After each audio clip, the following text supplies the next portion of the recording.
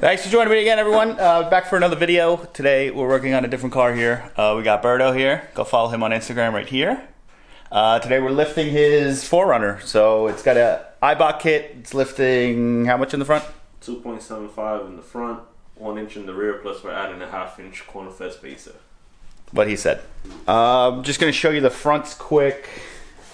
We'll look at how tall they are through here. That's from floor up to fender.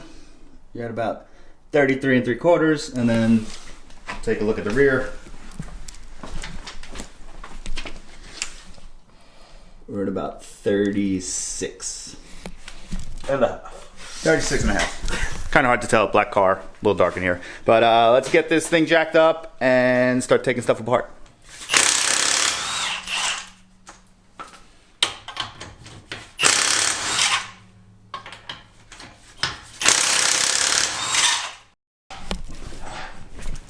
Nothing you can tell the difference with this jack and my jack. Like my jack struggles to pick this truck up. Alright, so I got the car jacked up, wheels coming off, doing the other side. Back wheel's still on, obviously. Here's the spring set up. Got the spring strut. We're going to have to assemble this. You are going to need a spring compressor so you don't kill yourself. There is a way to do it without a spring compressor. With just like zip ties. But, well, there's zip tie way, which I wouldn't recommend. But you can put it in there and kind of compress it in there. If you go on the 4runner forums, you can actually check it out. They'll give you instructions on how to do it. But it might be a little hard on a truck like this that has the KDSS system. If you're a 4runner owner, you know what I'm talking about. Well, there you go.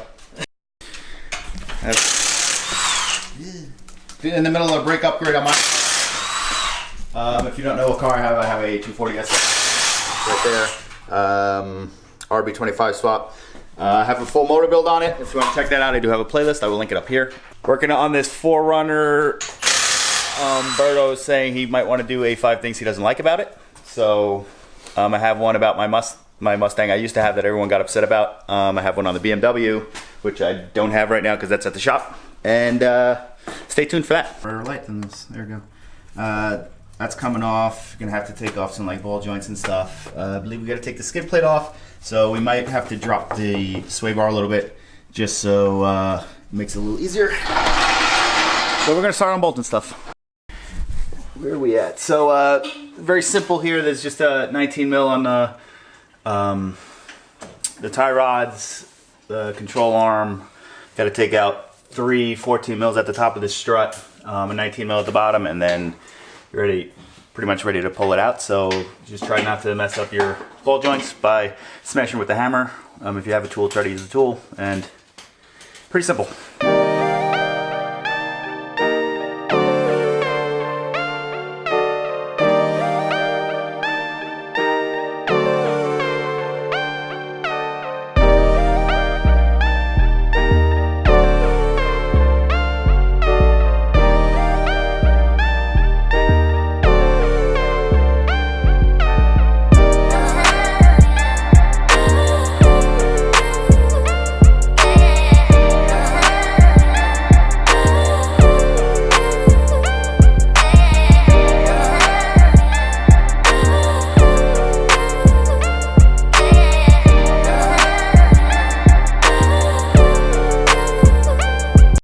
Zip ties on it, I swear it won't. This is June. He always has the bad ideas. Follow They get you hurt. Instagram right here. Yeah. Like seriously. So we're gonna loosen. Oh, you're recording? Yeah, I'm still recording. Okay, so we're gonna loosen this nut just a little. You gotta be very careful because if you loosen the nut too much, the spring is under compression and it's gonna either shoot out the strut or shoot out the top hat, and somebody's likely to get hurt. Don't ask how I know. So don't do that, or do it safely.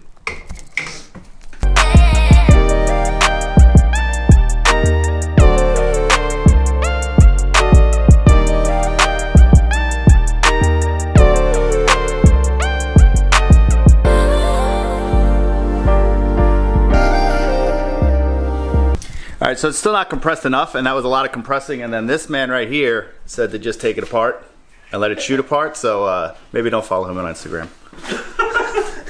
All right, so now it's time to take the top hat off. We compressed it enough. If you're reusing your strut, you're gonna have to hold this because if the whole shaft spins, it's going to prematurely wear out your strut. But we're changing these out. We just need the top hat. It's getting new struts. And then Berto said you need this. Yes. With half-inch fuel. More than one battery though. Yeah. Get like So 10. So for one of these, you either want to use a opening wrench or a pass-through ratchet, like so. So you can pass through, but this one's not going to work because it's a little too big. But you'll use a wrench and just grip this with another wrench on the top. That way the shock is not spinning. Yeah. So you grip like so, and you got to make sure you put it to loosen. Yeah, you gotta have the wrench on the right side. And then voila! I'm just here for like 20 hours. Remember, guys, lefty loosey. Yeah, there you go. Professional.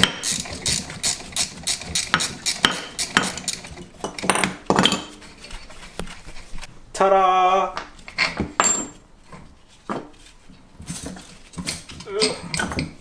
And there she goes. I was holding the spring for you.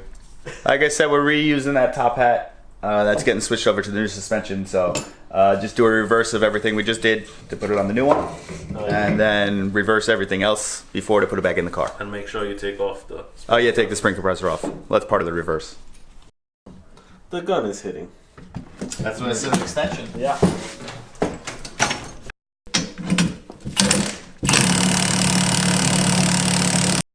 Rear shot.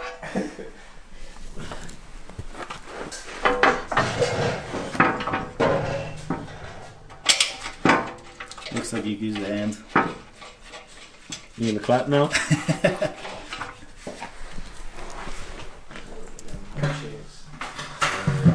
Fronts are done, we just gotta do the rears next. I heard it's a pain in the ass. Word. I use those muscles. Muscles. Can't see the That shit legs. falls.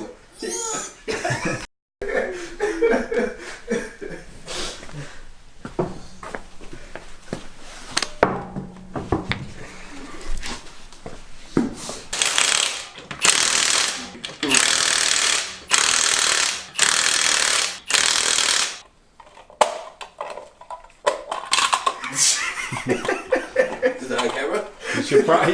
You should probably just order a new one of those now because it's Gonna fly off. It's not gonna be there when you get home. You ready? Go ahead. Dun dun dun.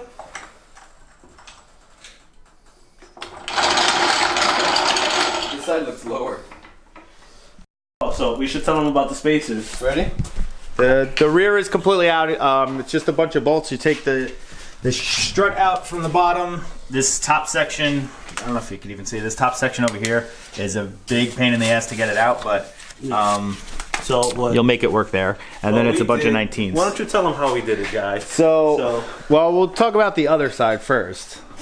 Well, I guess it's the same thing because we did it on the other side too. But as we were taking this top bolt off, need some light. But as we were taking the top one off Why don't you show of the them strut, so this one is like kind of like almost in the frame rail. So we actually held this because we're not reusing this. We held this with a pipe wrench, just like that, and then 17 millimeter wrench at the top. You turn like so with the pipe wrench. Yeah. Comes right out. Rubber mallet. Banged it out. Rubber mallet, 17 up top, 17 at the bottom, then a bunch of 19s. You're taking the panhard bar off, the sway bar. If you have this KDSS system, the special KDSS, you have to support it or else you get an air bubble in it, and then it's a big process. Then it's basically a reverse process to put everything in, but with this, there's a spacer that goes on the top of the bump stop that you just got to screw in, put it on the top of your strut. Spring. The spring, yes, put it on the top of the spring. You're gonna pop it in. Somebody just step to give you some more space. Slip it in from the top first. Let it seat on the bottom. Rotate so that the bottom hits, and you're good to go. Then you'll find there's a little spot in there. You just got to rotate it to hit. I said that, bro. Yes. Well, that. Let's set up. Don't go up and down. Like just step. Yo, well, it's coming up, that's why. I need more. More? Whoa. More. Oh, okay. I think you need to loosen a little pressure on the jack. Without hitting you. Almost. Okay. Good? Yep. Alright, jack up the thing. And we're in. So obviously not that bad. You saw that real time, kind of. Just gonna start reconnecting some stuff. We never disconnected the trailing arm, just the sway bar, strut, and panhard bar, but on the other side of this, the other end of this. This is what our setup looks like. This jack is holding up the KDSS thing on the sway bar. This one is supporting the differential / full axle. I'm gonna start throwing these guys back in if I can. We got 1 and 2, and then the other end of this bar, the panhard bar, bolt that back up, and then we just gotta deal with the struts. Not too bad.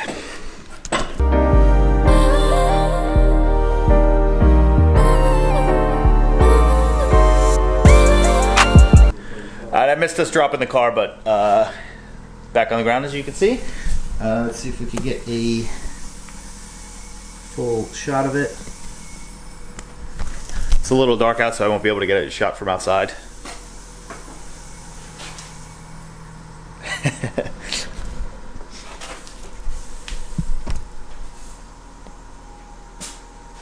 Measured, I forget what the front was. What was the front bar, like 34? 33 and a half. 33 and a quarter or something like that? 33 and... You should measure everything on this side, but there were different sizes on both sides. That's true. I think this was at 34, but you know, we're at 36 and 3/4 now. And then let's look at the rear. The rear was, I think the rear was about 36. And the rear is at 38.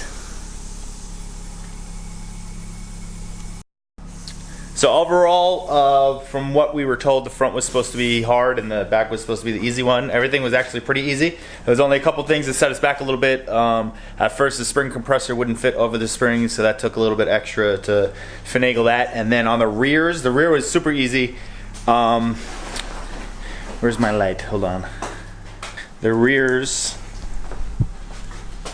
just the strut back, the top of the strut right there. Shock, strut, whatever. The shock was, we thought it was actually going to be a lot more of a pain in the ass, but wasn't too bad because we did the pipe wrench trick. I only recommend doing that if you're planning on replacing the shock completely, and not if you're trying to reuse it. But other than that, had a little trouble getting the panhard bar back in, which is that bolt right there. Where are we at? This bolt right here. Had a little trouble lining because that aligns the axle from left to right, and it was a little off, and we were trying to pry bar it to line it up. It was a little pain in the ass, but we got it.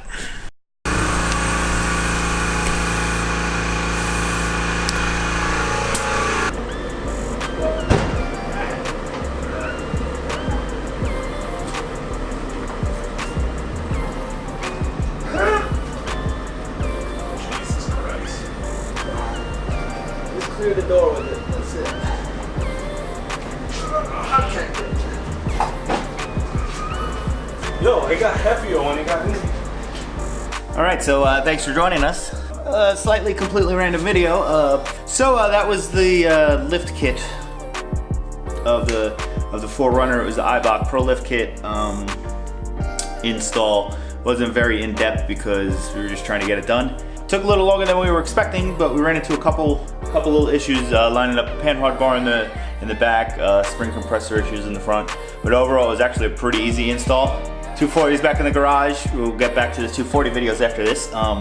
Go follow this man, Berto, on Instagram. He also has a FD RX-7 that he's gonna let me drive at some point.